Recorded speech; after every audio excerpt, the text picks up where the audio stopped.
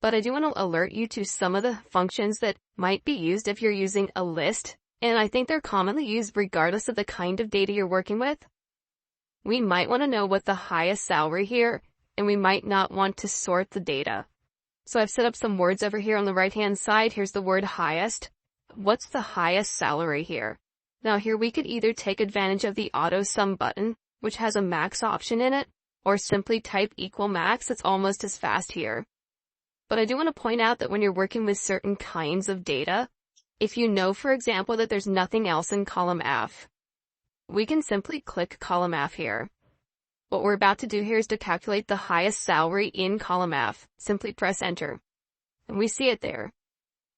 Now, if you do later put totals at the bottom, or if you introduce interim total, subtotal, something like that, this of course is not going to work. And surely if you know max, you probably would figure out pretty quickly that lowest would be min. Again, recognizing you can get to these by way of auto sum, so we could click the auto sum button here, choose min, ignore what auto sum is trying to do, and simply click column F. Median isn't found on the auto sum drop button, so you'll have to find it. How do you know that median even exists? Well, I think if you're familiar with statistics would probably guess that, but you don't always have that instinct. But you type equal and then the letter M.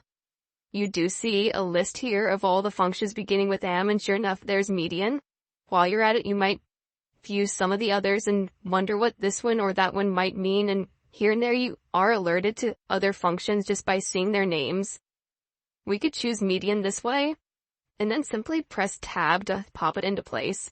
And if we want a median salary here, once again, if we're looking at column F, we'll simply click column F.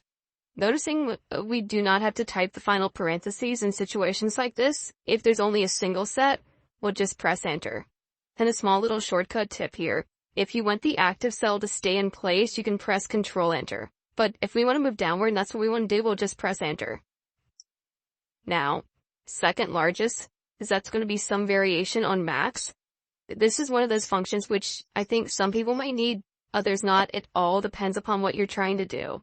But let's say, once again, we want to calculate this or figure out what the result is not by sorting the data. And surely we can imagine situations where we're looking at thousands and thousands of cells here. So I want to bring out the idea that here and there's a function. You wouldn't necessarily guess the name of this. It's called large. And there it is right there. Returns, and the notation they use returns the kth largest value in a data set, for example, the 5th largest number. So there's large, we could again type it or tab it into place. We're looking at the data in column F, comma, if we went the second highest entry, but in the 2. It doesn't tell us where it is. We know it's within column F, but it tells us what it is. So that's the entry right in here. That one, and sure enough, 3 for the third highest, 4th for the 4th highest, and so on.